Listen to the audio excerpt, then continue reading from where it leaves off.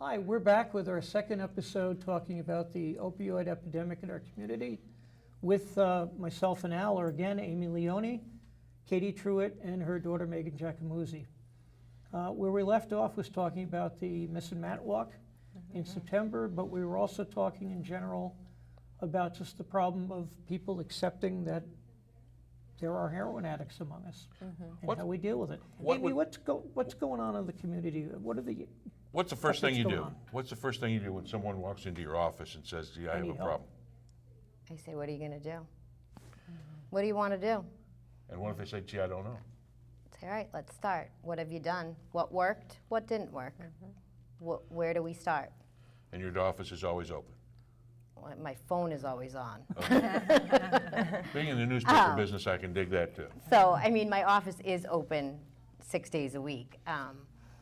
You know, but it seems like the phone is ringing 24/7 because, you know, one of the good things is that the network and the collaboration is out there. So when somebody knows that somebody's in the ER or somebody is at the police station and they're asking for help, you know, they know the people to get in touch with. And I've made enough collaboration and networks to send parents in the right direction, so that if it's not me or they need higher level of care, I can at least give them a live person that they can talk to get them to where they need to get to. Right. Because it really is that desperation of either the client or the addict themselves or the parents that, what do I do? Right. How do I deal with this? And, you know, a lot of people, I know when I started my practice, somebody said, you make your own schedule because otherwise you're going to work 24 hours a day. And in this, you know, line of working with addiction, I am working 24 hours a day because people are dying 24 hours a day. And, you know, it's really hard. And there's a lot of, you know, we've been lucky to get enough people in recovery or into programs, you know, within 48 hours, 24 hours, so that we don't lose that window of time. But we have to then look at, you know, I've done a lot with prevention and awareness in the community on underage drinking and many other issues, and that's what we're going to continue. You know, we have our JAG Coalition. That's where I met you, was through the JAG Coalition and the programs you do. Now, there's a parent out there that's sitting there going, I don't know. I think my child has a problem, but I'm not sure. Education. What would you tell them? I would say, you know, and what I always say is I say, when your kid was younger and they walked in and every day you screamed at them to pick up their backpack and move it from the door, and now you're not screaming about that because the backpack's in the room. What changed? Why is the backpack in the room? What are they hiding? Bingo. Why? And there you are. Open your eyes and figure out, you know, open up the backpack, look in the phone, you know. There's so many different things. Has your kid been prescribed a very strong painkiller? Well, and you also Or look have you been prescribed a Right. very Right. strong painkiller? Right, that's key. or your grandmother. Right. Or I your had on aunt. TV that always shows Or the person we go visit all the time. Right. Yes. And that's why it's so important for families to be educated. You know, this is a family disease, and parents need to be educated to look for those things, look for that personality change, and don't settle when a doctor says, oh, he's just being a teenager. If it doesn't sit right with you, it doesn't sit right. Right. Now, you didn't realize your son had a problem. No. Did you realize your daughter had a problem? Or did she tell you? It was pretty apparent. She knew something was going on with me, but she was already on her road to recovery at this point, and this was a relapse for me, and I told her, and instead of trying to fix me like she would in the past, she just told me she loved me. How did you, Interesting. Good. Yeah. what did you do to come to terms with your addiction? And take the steps to be, as you said, in I recovery? got to a point where I was more afraid to live than I was to die, but I was too afraid to kill myself. So that's pretty hopeless. My bottom was emotional. I still worked. I still paid my bills. I was a very highly functioning addict. Now, were you married at this time? I'm sorry? Were you married at that time? Yep. Did you have children at that time? Yes, I did. Okay. And so being in recovery before, I didn't unlearn what I had already learned. I just needed to, take that and incorporate it in my entire life. It was a complete lifestyle change because I was, not only is it physically addicting, I was completely emotionally, spiritually, and mentally broken. Common sense to me is uncommon sense to the normal person. And Well, the police chief, Tom O'Loughlin, told us that a heroin addict isn't thinking about, gee, I'm breaking into somebody's car. No. He or she is thinking, I need my next fix. right, and not only that is that, heroin does severe frontal lobe damage to the brain, and that's the part that makes our decisions. Right. And I would be driving to my dealer saying, I don't want to do this. I don't want to do this, and have no idea why I'm still driving out there because I didn't want to be a heroin addict. Nobody does, and the overwhelming fear that I was going to have to use heroin for the rest of my life, what just crippled me. And so when hopelessness finally got so bad that I came right out and I just said it. Because once you tell a secret, it's not a Who did secret you anymore. tell? I told my husband, I told my mother, and then I went into treatment. But it was just such a weight lifted because a secret can own you so bad. And as soon as you tell someone, it's not a secret anymore. It doesn't have the power over It doesn't have that power over you. So I did the physical detox, which is the easiest part of the whole thing. you. Really? It's the absolute easiest part. And then it was, I was afraid that I would have to be locked up for the rest of my life. Because heroin will always be here. Right. That, we'll never arrest this problem away like the DA said. We'll never arrest all the drug dealers and get rid of heroin forever. It'll always be here. Just as for an alcoholic, there's always That's a bar. right. Exactly. There's always a package store. Right. So I needed to learn how to relearn how to live life Without it. without it, knowing that it's okay to feel bad sometimes. Because that's what addicts are afraid of. They don't want to feel anything, so we numb our pain. Drugs weren't my problem, they were my solution. What was your pain? Was it My pain was, not only my brother, it was, it was just, I had that underlying fear that I wasn't good enough, that people didn't like me, that, I was constantly being judged because it's the disease of self, But doesn't in reality everybody have those feelings? But some for of us someone have with the different disease- solutions. Some of us That's deal right, the with it solution. differently. Right. And I think when Meg said, that the detox was the easiest part, and you can correct me if I'm wrong, I think she's saying that because the hardest part was having to figure out and admit all of those fears and living life and reliving life in recovery. I mean, in my early 20s, my self-medication was alcohol. Right. Till I realized one day, hey, if you don't stop doing this, you're going to be an alcoholic. You said earlier about that the chief was mentioning that, heroin addicts don't think about breaking into a car or anything like that. And for us parents, everything that's done we take personally. The rings. Why are you doing everything. this to me? Why are you stealing from me? You're a good son. Why are you doing this? Why are you doing that? And it has nothing to do with us. Right. It has nothing, and I to know. try to teach, to get a parent to understand that, that's almost next to impossible to say, What did I do wrong? Right. Of I think course they're I'm going to take it afraid- personally. This is my child, and I knew Matt had a problem.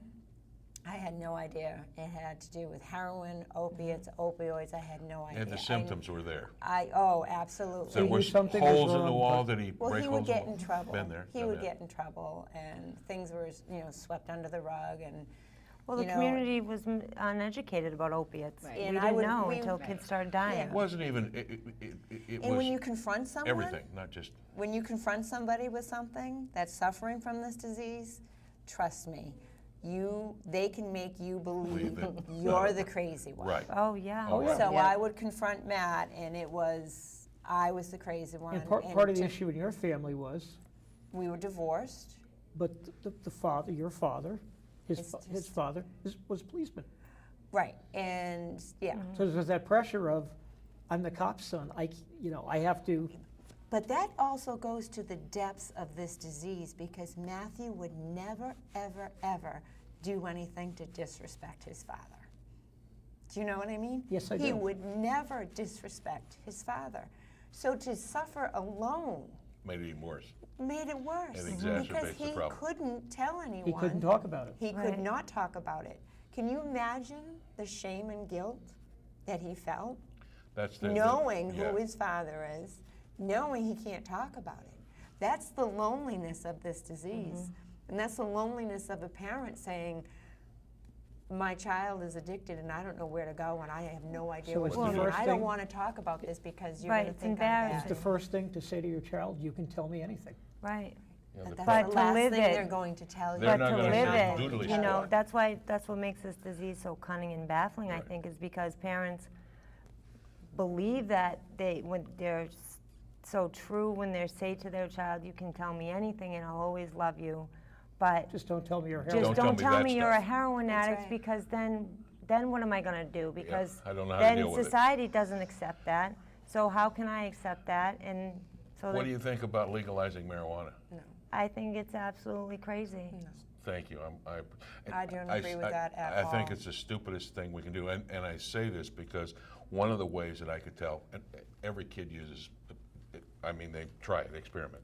I could tell when my son smoked marijuana because he became paranoid. And he said, and we've had this discussion, and he says, well, why is it my other friend does it, it's not a problem? And I said, hey, I can't answer that question, but what I can tell you is when you smoke it, you become paranoid. Right. It's just So another as a thing result, to, he's, you know, to change who you are. right, well, it's self-medication. That's one of the things you learn mind-altering in Mind-altering mental. substance. It's self-medication, so I when, mean, what I will say today is so hard for people, kids in high school. You know, in high school, you have to conform to whatever Peer group pressure. you want to conform with. Where I remember telling one of my sons who felt he didn't fit in high school, saying, "It's okay. In college, everybody's going to be like you. They're all going to be different. You don't have to fit in because there's a group for everybody." And that's why Or it's in so high important school, to bring the awareness into the schools. And Right. to make eighth grade orientation, parents have to go to the orientation, make it mandatory, and educate them about this epidemic, educate them about, drug awareness, so that parents know, but they don't have mandatory orientations where the parents have to go. I but mean, there's so much pressure. Well- Girls have to all look pretty. that's But I right. They think have to that- look like the well, models there's on there's been a TV. change. Over the years, there's been a change. It used to be, and I've had this discussion a lot for several people, is when I was in school, if I got in trouble and I went home and told my parents, You were got scared. I got in trouble again. Yeah. But now, That's if they right. get in trouble, you go home and the first thing Dad says is, "I'm going to call my lawyer." Well, and you And know, you what- go to Right. the teacher, And not so my son, not my daughter. What happens right. is parents are now pushing social issues into the school rather than taking ownership in the home. right. well, and I think that, and we do a lot of work with the Milford schools, and they're such a big partner with everything that we do. And, one of the biggest things that we talk about all the time is, yes, we have to do a lot in the high school and the middle school, but our kids don't even know how to solve a conflict. They don't know how to lose a sports game. Everybody's going to be a winner. Right, and that's wrong. We have to And- learn, teach them that. Saying, I'm not going to have lunch with you today when you invite somebody to lunch is now bullying. Right. And, Because so we're I used think, to looking at little things and talking there, and kids don't go out and play anymore. And like they did when I was growing it's up. all start. I think it's all. Every team, every kid has to get a trophy. No, you learn that there are winners and losers when That's you right. start. You know, everybody can't be on the winning baseball team. But I think what if is you can, wrong with kids experiencing pain? Right. I mean, If that's. they It's felt good all the okay. time and wouldn't It's feel good okay after a to Then while. they don't know the pain. difference. They have nothing to compare it to. and I think that It's goes okay to back fail. to That's right. everybody, you know, I need to be liked by everybody. You know, you learn those resiliency factors. You learn how to say no, how to deal with a conflict, how to lose, how to share, how to take turns, I think how a to lot walk of it is away. the expectations that the parents have on the kids too. And they don't mean to put these expectations, but they you know, they give I- off this yeah. thing that you have to live up to a Right. certain, Yeah. you know, way. I want to tell you a true story. I mean, I'm 4 and 3 years behind my sisters. From kindergarten to 8th grade, they were #1 in their class. They were #1 in their class in their valedictorians. I grew up with teachers saying to me, "You're not like your sisters." And it took me until almost the end of high school to say, "You're damn right I'm not. I'm me." And to not have, but to have, you know, people in authority say that to you. If I was a different person, I think that would have destroyed me. Right. In my case, I began celebrating the fact that I was different. And we all know that you're I different. I think too, at some level, a lot of parents feel as though they want to help their kids be a cool kid. Right. And the parent wants to be a cool parent. Well, parents And the want to be. parents want to be a friend. What I say today is parents don't want to be parents, they want to Want be to be friends. friends. And But kids want parents. exactly. They want limits. Kids want parents to say no. Right. They really do. They won't verbalize that. Well, here's the dilemma. The dilemma is that sometimes mom's issues with parenting and the father's issues with parenting are two different spots on the spectrum. absolutely. And so what happens is kids are Smart enough. smart to enough. Oh, they we play- played in So- field, back and forth. Yeah, so what happens is dad is going to be the one to say, no, you can't do that. That's a no. And mom will say, one time's not going to hurt, or vice versa. It could be either way. And the kids grow up with that and they know And how to play you off. So they play on. And So- I think Well, that and- there's a lot about, like, you know, when you look at a whole family dynamics, it's looking at, you know, the mother and the father, but, you know, where did the partnership, parents aren't partners anymore. They're not in this together, you That's know? right. We're That's not really eating dinner and talking about your day as a family, Right. as partners, as a mother and a father. And we've got to get back to that. TV off, don't answer the Right. phone. Right. You know, Right. cell phones are away. And, you know, my son is going into Hopedale to the senior high school. And last year, I took the stand with his teachers. He is lazy and he lacks his own sense of pride and responsibility. If he tells me that he studied and he didn't, that's on him. He will have consequences. If he steals, his consequence will be to go to jail and I will pick him up. But I am not teaching him anything if I do his homework for him and right. do his project. So he needs to learn now before he is a senior in high school and we're going, what the heck are we going to do? You know, the teachers looked at me like I'm crazy. I understand I sound crazy to do that, but No, you're I being a have to parent. teach him But then you- the responsibility. But then you That also have, story as as well. parents, you have a responsibility to take that feedback to the next level and take it to the teacher, the principal, or the teacher himself. I went through that same thing. My son Right. was in a class, a biology class, and the teachers thought that this particular teacher thought it was great, give him a word search. That's homework. So the parents would do the homework. So one time I just went in and said, hey, we have a problem here. And the teacher came in and said, gee, I looked at all his grades. He does all his homework, but he doesn't do well in tests. What do you think the problem is? I looked at the teacher and I said, you're not teaching him. Well, and kids don't know how to study.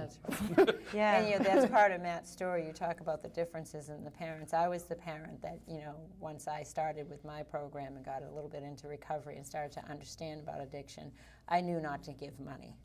You know, the last thing I would ever want to do is hand over money to someone that's suffering from a disease of addiction.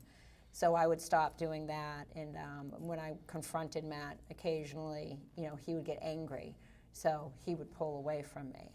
So that's really sad, because as parents, we just want a connection with our children. That's all we want, and we'll do anything to get that connection, even if what we're doing is harmful. Right.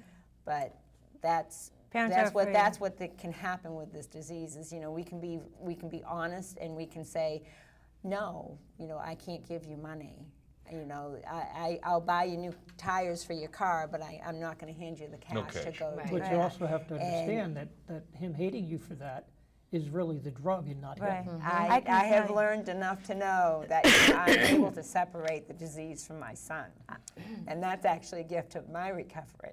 You know, because I used to just look at her and see a heroin addict because I would look through these eyes of, oh my God, you're going to die too. And now, thank God, because of education and what I've done, I see my daughter. And that's a gift. That's, I yeah. can tell you from an addict's point of view that we hate the ones that love us the most because they're a threat to our solution, which is the drugs. And, you know, when my mother saw a problem in me, I didn't want her near me because she was going to take away my solution. She was threatening my solution. But that was just my disease. You know, I love my mother with all my heart. You know, she's my partner in crime in this. You know, we're in this together, and you know, I think that we have all the answers to this because I'm the addict. I know exactly what another addict is going through because only one understands another, and she is, you know, the loved one of the addict.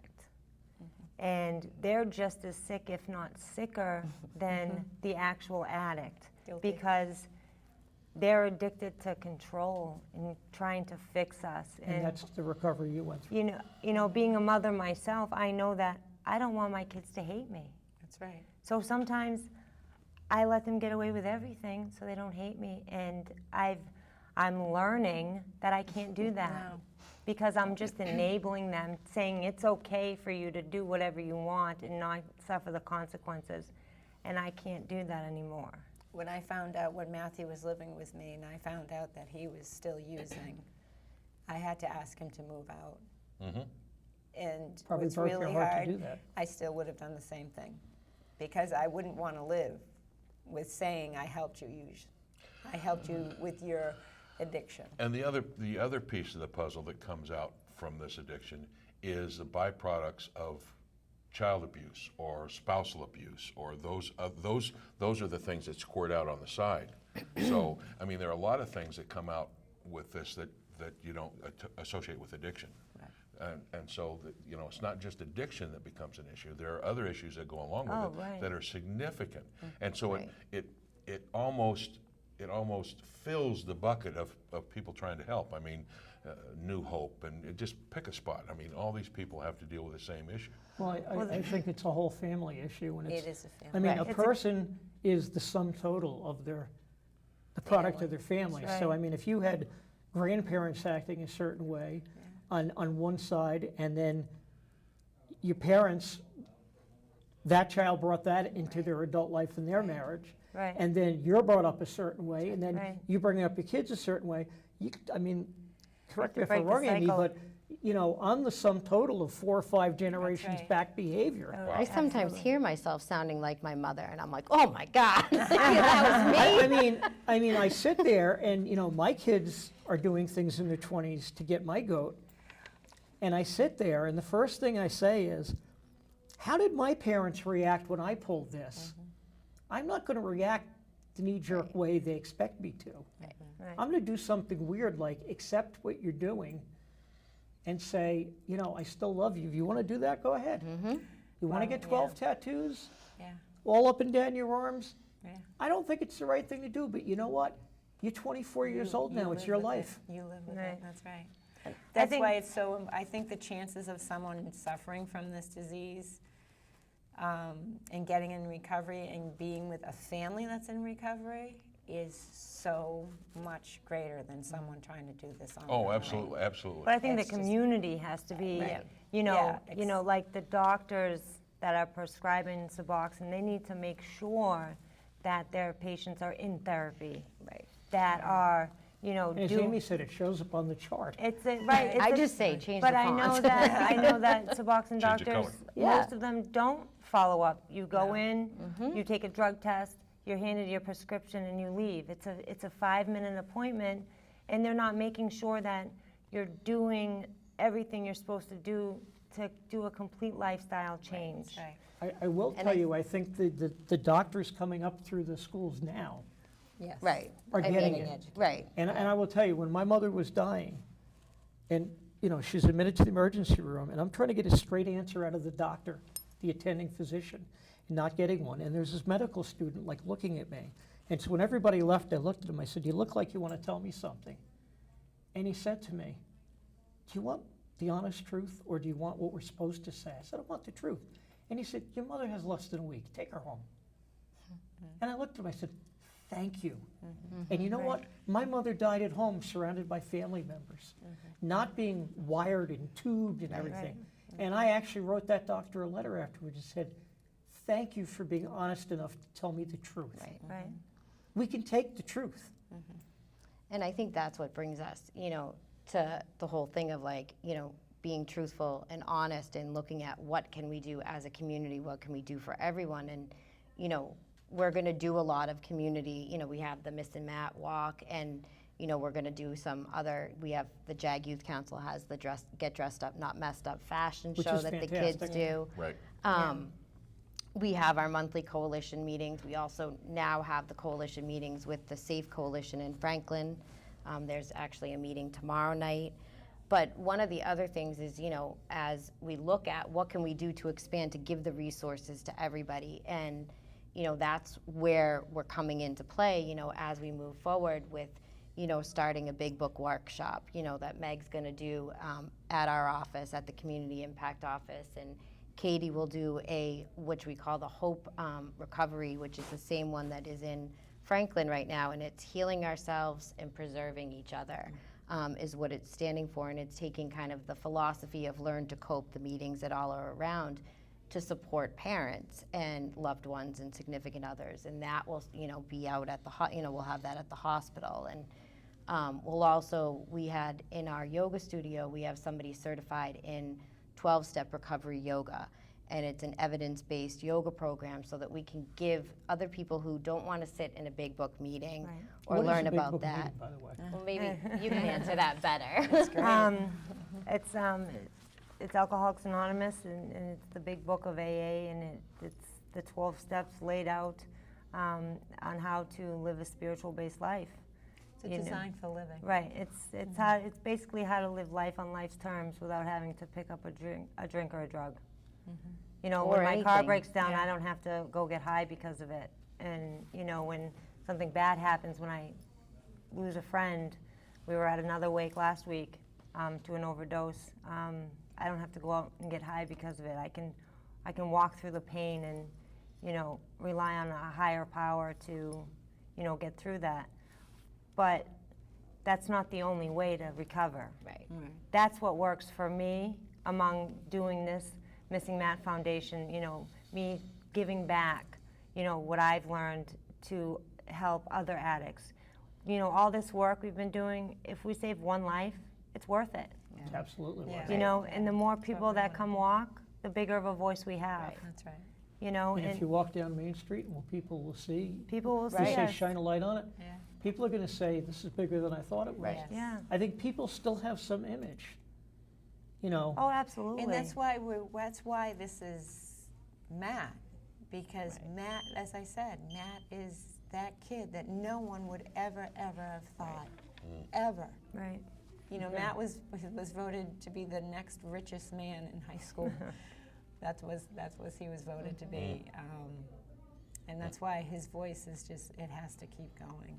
Okay, well, the little beep I heard tells me we're almost out of time, and personally, I'm glad we could devote 2 episodes of the Yes. show Yes, thank Thank you very you. much. Thank to you an for issue having that us. I think is misunderstood. I think people don't It's very understand the depth of it across this country, or they think it's a problem in that town Right. and not my family.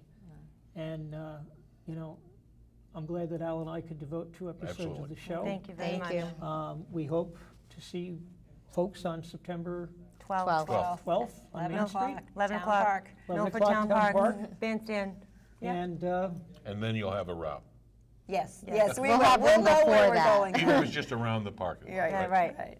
and People will hear And us. if you don't see us, you'll hear it.